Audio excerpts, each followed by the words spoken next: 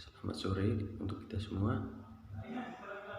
Pada kesempatan kali ini saya akan mempresentasikan hasil review dari buku yang berjudul Korupsi, Kewirausahaan dan Kesejahteraan Sosial.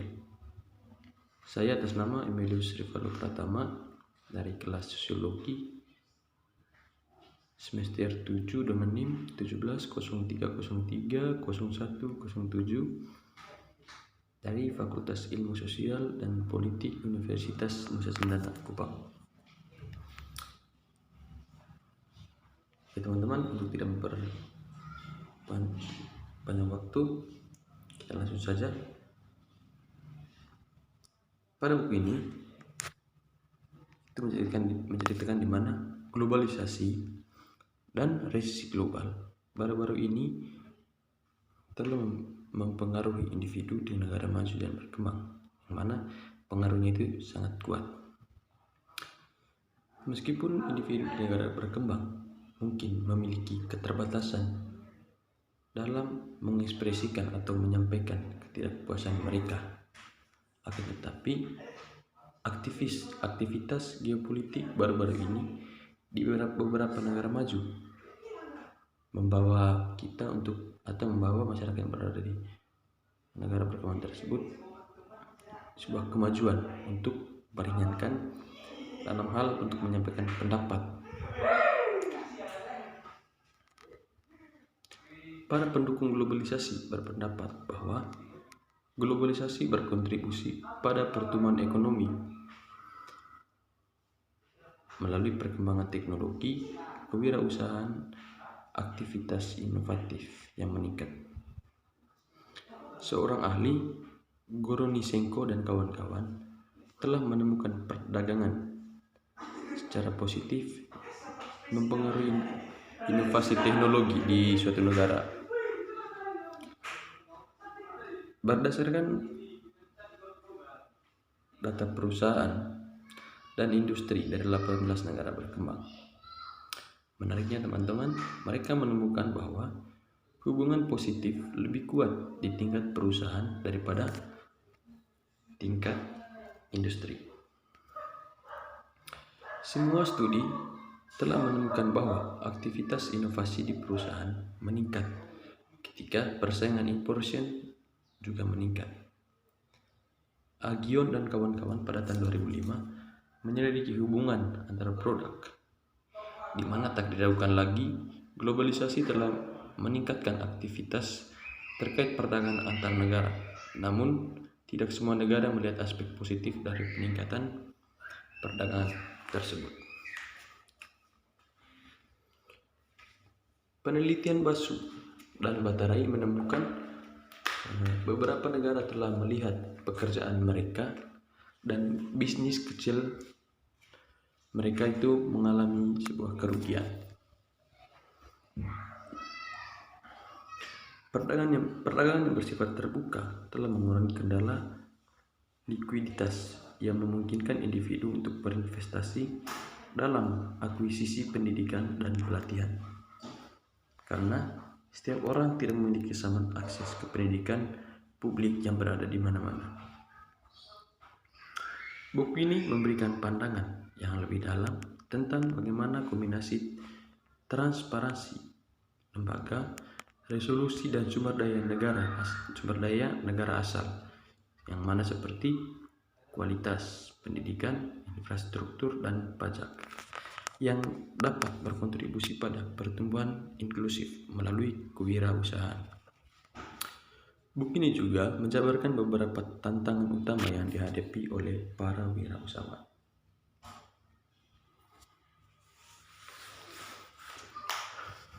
Pada bagian 2 buku ini itu membahas tentang tantangan besar kesejahteraan sosial, yang mana membahas bagaimana kesejahteraan sosial. Kebijakan tarif telah berubah melalui pembangunan, lingkungan politik, dan tantangan masalah yang dihadapi oleh kebijakan kesejahteraan. Banyak negara maju menyediakan layanan kesejahteraan kepada warga negara seperti tunjangan pengangguran, perlindungan pasar tenaga kerja, pena publik dan sistem ION, layanan perlindungan sosial dan sebagainya. Layanan ini mempengaruhi bagaimana sebuah individu terlibat dalam pasar tenaga kerja, seperti keputusan untuk melakukan suatu pekerjaan, toleransi risiko, dan perencanaan jangka panjang. Perkembangan bermunculan di mana negara-negara tertarik untuk mengadopsi beberapa kebijakan ini, di mana kebijakan ini dipercaya dapat meningkatkan kesejahteraan manusia.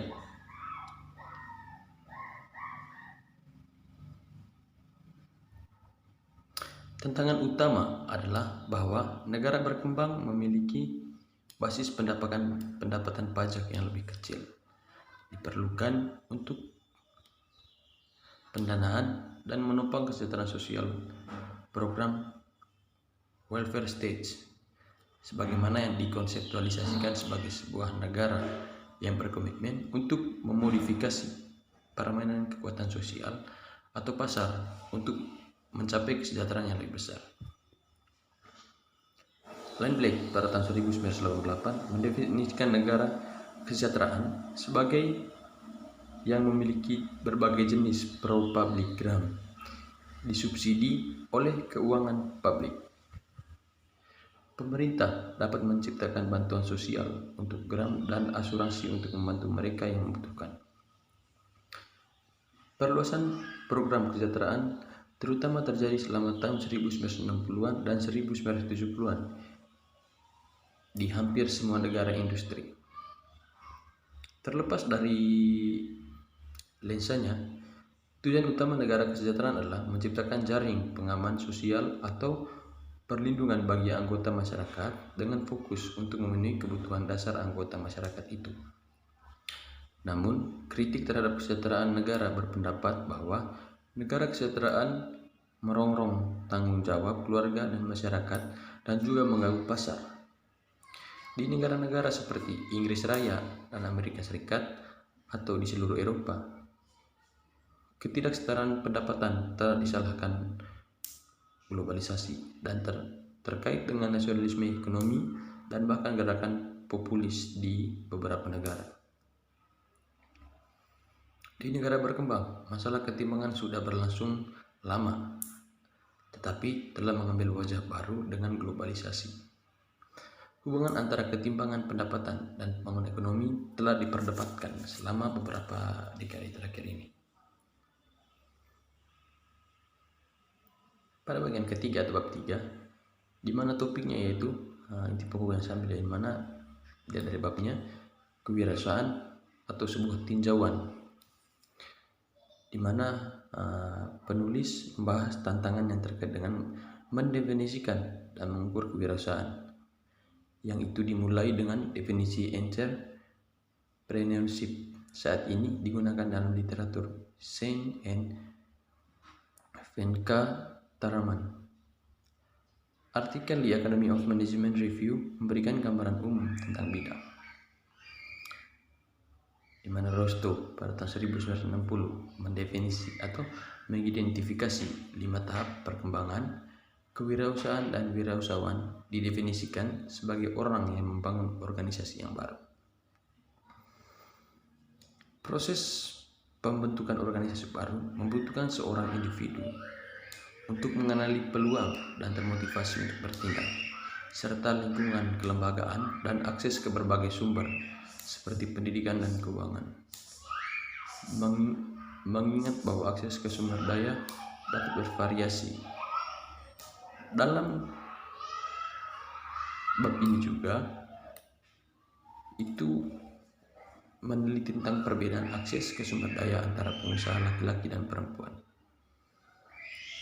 Perbedaan dalam kualitas dan kuantitas sumber daya yang tersedia untuk individu yang ditumpahkan menjelaskan pertanyaan lama tentang mengapa beberapa negara memiliki banyak perusahaan lebih bersih dari yang lain.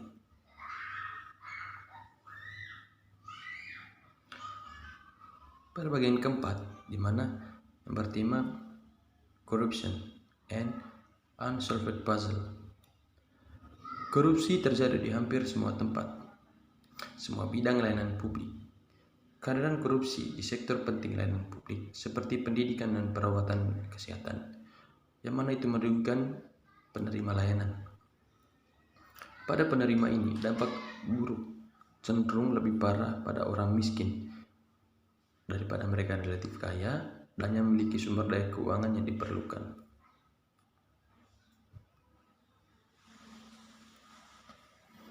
Bagian ini secara umum dalam buku ini membahas tentang tantangan Leynes yang disajikan oleh korupsi yang secara khusus berkaitan dengan kewirausahaan.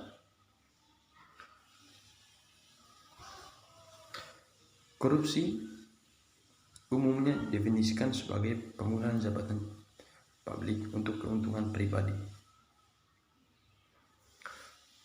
Terlepas dari kesulitan dalam mengukur korupsi, ada beberapa organisasi internasional telah mengembangkan metode dalam mengukur tingkat korupsi, di mana sumber-sumber berikut yang banyak digunakan sebagai ukuran korupsi adalah: yang pertama, Political Risk Service (ENC), yang mana menunjukkan panduan risiko negara internasional atau ICRG tahunan yang mencakup ukuran indeks korupsi. Indeks mengukur corruption dalam sistem politik. Indeks berkisar dari 0, yang mana itu paling korup, hingga 6, yang mana itu angka yang menjelaskan paling tidak korup. Lalu yang kedua, Transparansi Internasional atau TI. Transparansi Internasional mengukur persepsi korupsi di seluruh dunia. Transparansi Internasional ini mencetak negara masing-masing tentang mencetak peraturan negara masing-masing tentang betapa korupnya sektor publik mereka di 183 negara. Yang ketiga, Yayasan Warisan. Indeks kebebasan ekonomi mengukur berdasarkan skor kebebasan dari korupsi. Tentang skor TI, indeks tersebut mengalihkan skor CPI yang berdasarkan pada skala 10 poin. Indikator tata kelola dunia. Data indikator tata kelola dunia atau WGI melaporkan 6 dimensi besar pemerintahan keuangan yang meliputi pengendalian korupsi, pengendalian tindakan korupsi atau persepsi sejauh mana kekuasaan publik digunakan untuk keuntungan pribadi. Kompilasi WG dari data dari 32 sumber data yang ada dan rentang skor dari 2,5 minus 2,5 hingga plus 2,5. Pada bagian kelima, di mana judulnya yaitu korupsi, rezim pengaturan dan kewirausahaan.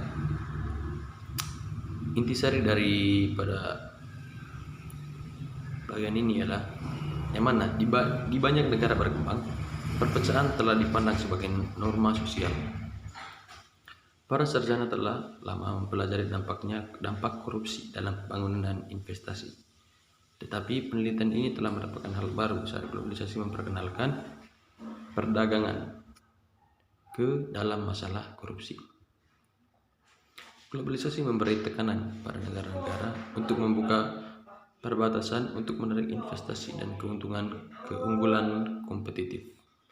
Tetapi institusi di suatu negara tidak berubah secepat aktivitas ekonomi lintas negara. Faktanya, institusi negara sangat lambat. Oleh karena itu, dalam memahami kerangka dan kelembagaan yang mendasari yang mendukung berbagai jenis kegiatan kewirausahaan produktif, penting bagi pembuat kebijakan yang ingin mempromosikan dan menyalurkan pembangunan. Memulai bisnis membutuhkan lisensi dan izin serta berurusan dengan peraturan lainnya. Peraturan ini sangat bervariasi di setiap negara. Peraturan ini mempengaruhi sebuah keputusan pengusaha untuk bergabung atau tetap berada di sektor informal. Penelitian sebelumnya menunjukkan bahwa prosedur pengaturan dan beban administrasi mengalami aktivitas kewirausahaan. Peraturan yang rumit dan perpanjangan waktu untuk mendapatkan izin yang diperlukan, lisensi yang menunda proses awal dan mengurangi aktivitas kewirausahaan. Lingkungan peraturan biasanya dipandang sebagai faktor penting bagi lingkungan, yang mana aktivitas nomik dengan menciptakan lingkungan yang stabil dari interaksi korupsi, kewirausahaan, dan kesejahteraan sosial.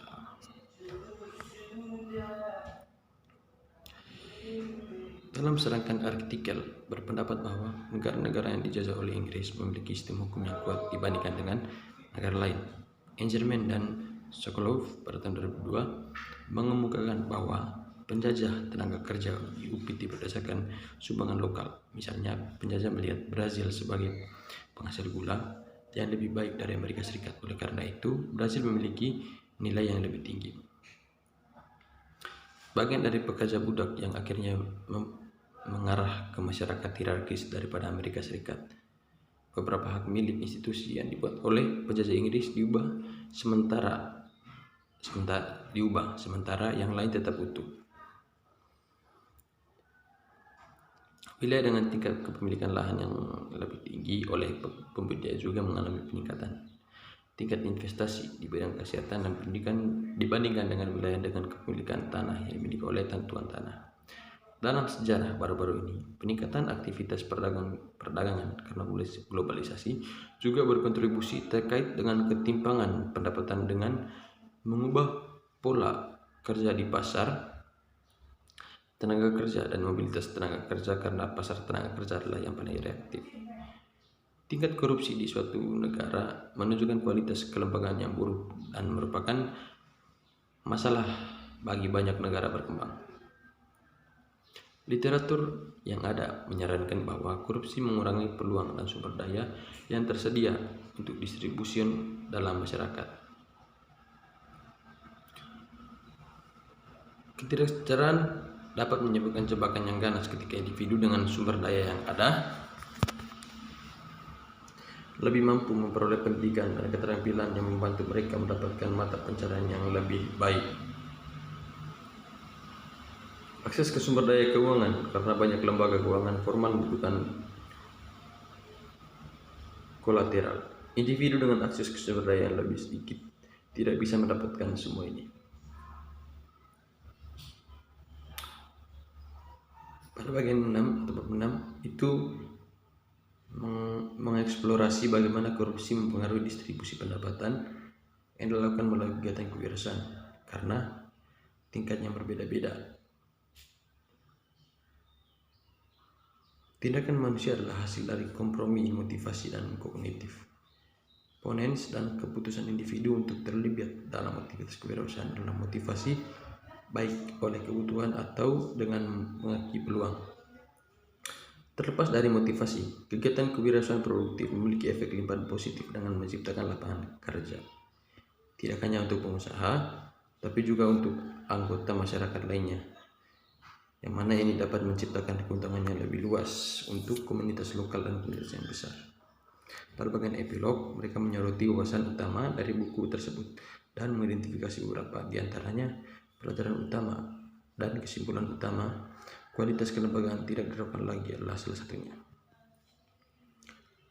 Pendorong penting dari kuantitas dan dampak kewirausahaan produktif. Namun, persistensi lembaga berkualitas rendah terlihat di seluruh spektrum negara.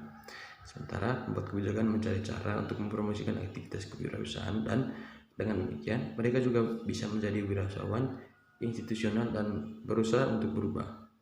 Lembaga sosial membangun kapasitas dan mempromosikan budaya kegiatan kewirausahaan. Pada akhir kata saya ucapkan terima kasih, Tuhan Yesus menyertai.